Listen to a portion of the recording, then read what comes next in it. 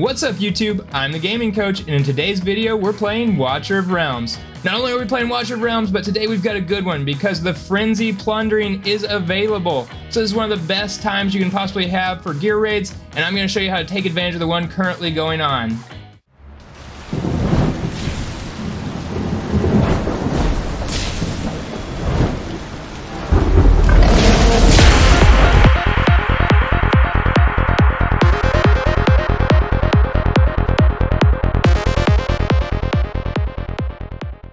So with this Frenzy Plundering, we have Infernal Roar gear with an increased drop rate, and maybe just as important, if not more important, and why you want to be spending your energy in this right now, because you are getting more bang for your buck. So instead of 22 costs on stage 21, it's now only 17. I say only, but it is 17 instead of 22.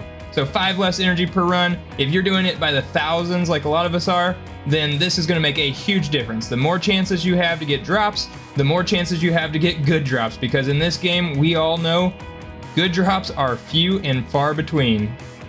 So the team that I'm using today, guys, I'm calling them the Invisible Snipers, because I've got invisible heroes on each side taking care of business, and then I've got the snipers, the heavy hitters in the middle, doing a ton of the damage while being boosted by 3 other heroes.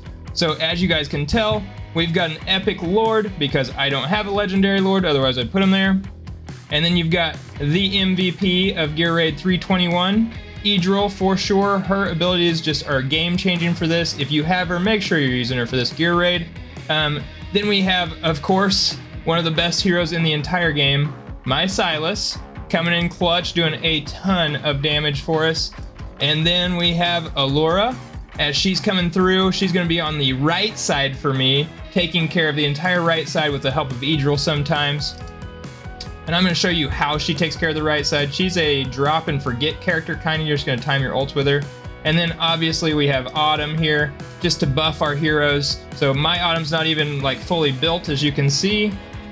And then we have Hatsuit, who's going to be taking care of the left side for me, and the placement timing on her is important. So make sure you're paying attention to that part. Otherwise, she's going to lose her invisibility because I don't have her all the way skilled up with her invisibility skill. And you want her to be invisible so that she can pop her ult and kill that entire wave. Constance here is actually going to be doing a bunch of different things for us. So Constance is going to be healing for 1. She's going to be tanking for 2. So she's taking the shots from the boss, the ones that'll kill whoever's been placed last. And so she becomes super important because she's going to take those hits, she's going to heal, and then of course she's doing her inspiration buff, and I'm going to be alternating her and Dolores with the inspiration buffs. And then we have Dolores, obviously. If you've played this game very long, you know what she's here for. She's here to give the inspiration buff, and she's going to be diagonal, and I'll show you that here in a second. But I'm going to put her and Autumn on diagonals, and then the damage dealers are going to be diagonal opposite of each other. Okay, and then Volca is literally just here to make sure that I can put things back faster, including Laurel, who's just here to boost our meters a little bit. Yes, I do know there's better teams out there. I know that my timing on certain things I could gear much better. My gear is not the best in the world. It is good, but it's not great. My artifacts are probably even worse than my gear.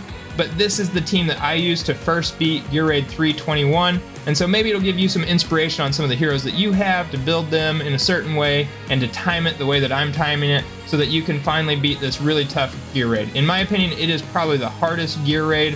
You know, Gear Raid 1 probably could have been the hardest, but then Boreas came out and kind of made it a lot easier, so now it's not quite as hard. But Gear Raid 321 requires you to have some pretty good timing, maybe not as forced timing as Gear Raid 2, but the way that I'm playing it, you've got to have some pretty good timing. So without further ado, guys, let's get into it.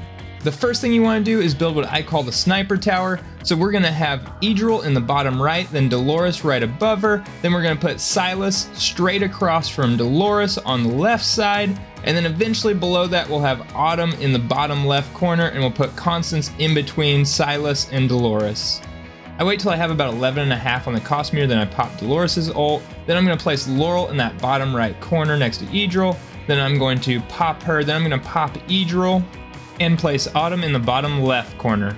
Notice how I did not use Silas's ult right away, and that's so that we can do a little bit more damage on the boss here in a second. So I finally pop Silas to take out that last one. Edril and Autumn's ult comes through here as well. And then we place Constance down in the middle to complete the sniper tower. Remember, Constance is there to heal Dolores, and she's also going to be taking a lot of shots from the boss.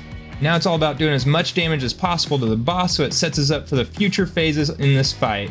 This boss spawns enemies right in front of her that will immediately get aggro from your team, so make sure they are going down quickly as well. As you'll notice, I am alternating Dolores' ult with Constance's ult so the team has inspiration going the whole time. We're going to ignore the left side for just a little bit.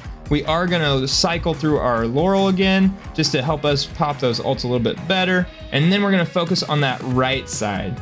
So that's where Alora comes in, and she will be invisible for this first part of this. Anytime so that she's dealing damage to the one right on her, she needs to be invisible, otherwise that thing's going to kill her.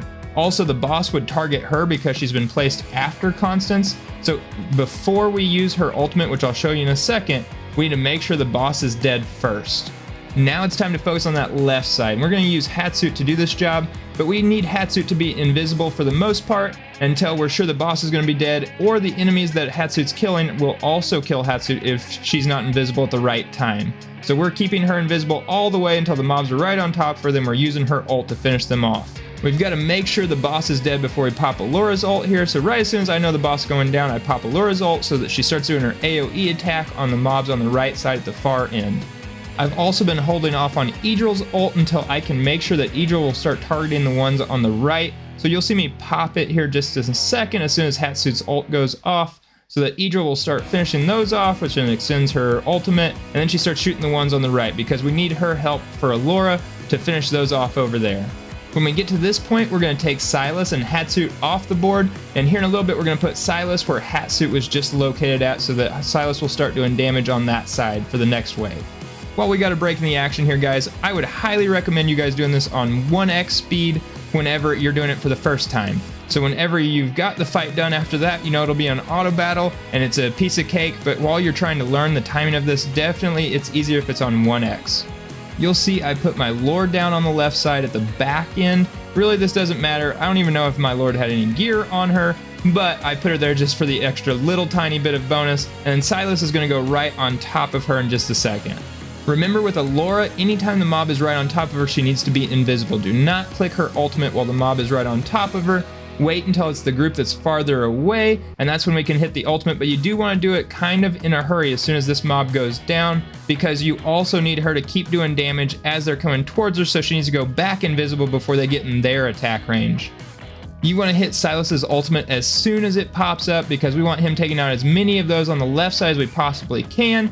We're holding off on Idril's ult until we get some of those taken down, because we don't want her targeting those as much. So I use her and the rest of the sniper tower whenever the mobs on the right are about 9 o'clock on their turn meter. So when it would be 9 o'clock on a clock, that's whenever I pop all their ults so that we're doing as much damage as possible. You'll see Idril go back and forth, taking out mobs along the way, extending her own ult, and you need to make sure that Alora is back invisible at that point, because otherwise Alora is going to be taken out by that enemy as it's coming towards her. So make sure that the ultimate is all the way through, she's back invisible, and then Idril is helping on that left side. Then right before Silas is about to be attacked, I pull him out. I'll put Hatsuit in at the bottom so that it gives Hatsuit enough time to get her ultimate. Then I immediately pop her ult, and we win. So I know that might sound like a lot, and honestly it is. It's not as complicated as some other comps that I've seen, and this is supposed to be some of the in-game content. So this is the very last stage currently in Gear Raid 3, so it's supposed to be difficult, it's supposed to be challenging. That's what makes some of these games fun. We don't want to just be handed our rewards, we want to earn them by doing it and having great strategies in place. As this auto run runs in the background, I will tell you a little bit about how I geared people. Idril's actually in my very best gear set, and so my best gear I put on Idril, my second best gear was actually on Alora, my third best gear is on Silas, my fourth best gear was on Hatsuit, and then all of the people that were there buffing are in invigoration sets. After you've completed this one, you can actually take off the gear sets. They're not as important. The gear becomes less important in this one than I think like Gear Raid 2 is. So you can go back to building your arena teams, your guild boss teams, all that, put your gear back on them, and this team will still finish this off pretty easily, as you can see in the background. As this run finishes up, guys, I have a huge favor to ask you guys. Please like and subscribe this video if it helped you at all. You know, I'm still new to content creation on the gaming side, so I need the feedback Tell me if you like it where I pull myself off of it so that you can see the ultimates being used and all that stuff. Tell me if you prefer my face being on the camera the whole time, if it helps you learn better. I just need to know that feedback, and I'd really appreciate it if you guys keep giving me the feedback along the way. Thank you so much to those of you that have already subscribed to the channel and are helping it grow. I love this Watcher of Realms community, and I am so excited to share more content with you guys. You know, we've got some fun things, we've got some more guides, but until our next video, guys, I'm the Gaming Coach, and I'll catch you all later.